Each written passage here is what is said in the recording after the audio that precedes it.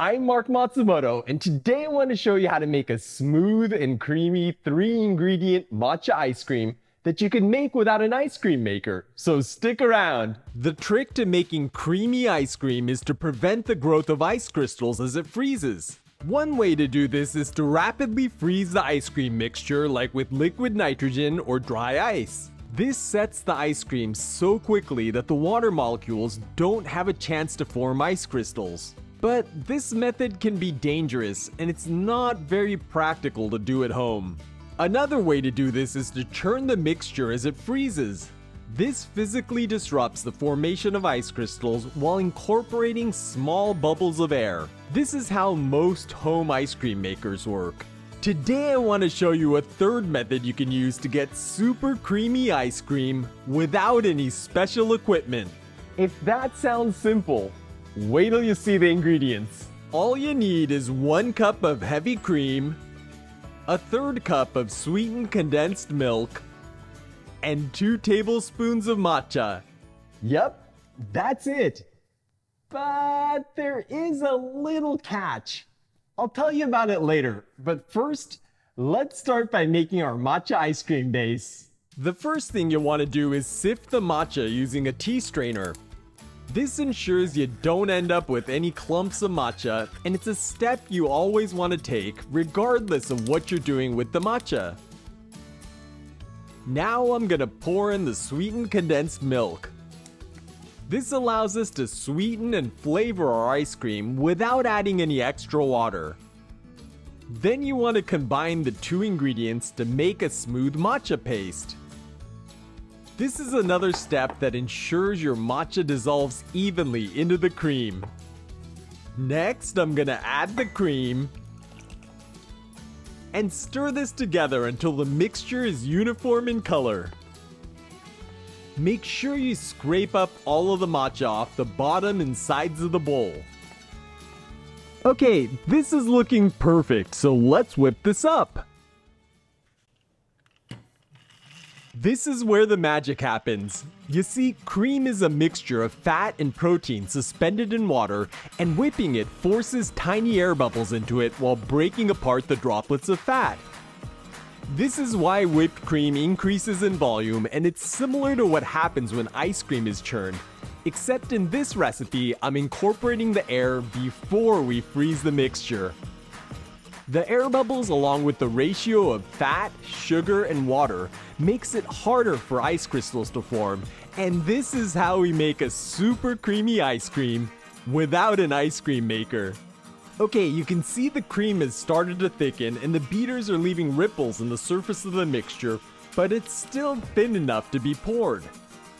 This is the perfect texture. Now I'm gonna pour our matcha ice cream base into a freezer-safe container. That looks luscious, doesn't it? Then I'm gonna cover this with a lid and pop it into the freezer overnight. Easy, right? While we wait for that to freeze, let me explain the catch I was telling you about earlier. To get your matcha ice cream to turn out this green without making it bitter, you need to use good fresh matcha. You see, a lot of people assume that matcha is just powdered green tea, but authentic matcha is made using just the young spring shoots of a tea tree that's been shaded for a few weeks before harvest. This increases its umami while decreasing its astringency.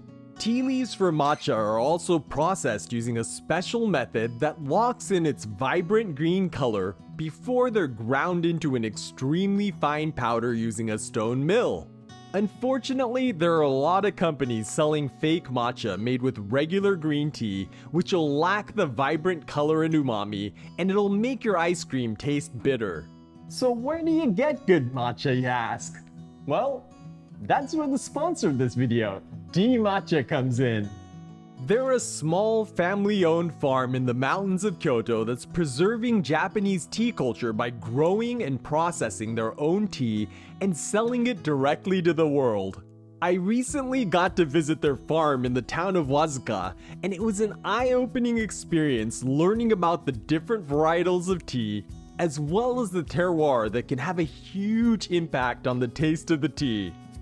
My personal favorite is their okumidori, which has the best color and an intense green tea flavor without any harshness.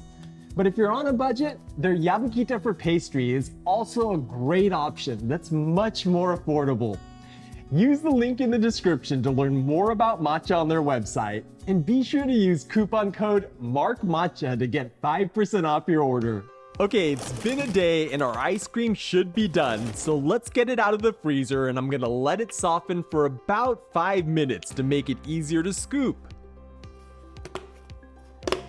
Then let's open it up and serve ourselves some of our homemade green tea ice cream. Oh, just look at how satiny smooth and creamy that is. Alright, let's get this into a bowl. And then I'm gonna garnish this with a few cookies. Add a sprig of mint. And our no-churn matcha ice cream is ready to eat. Wow, just look at that color. I've been waiting for 24 hours to try this out. So, itadakimasu. All right. Oh, it's so soft and creamy. Look at that.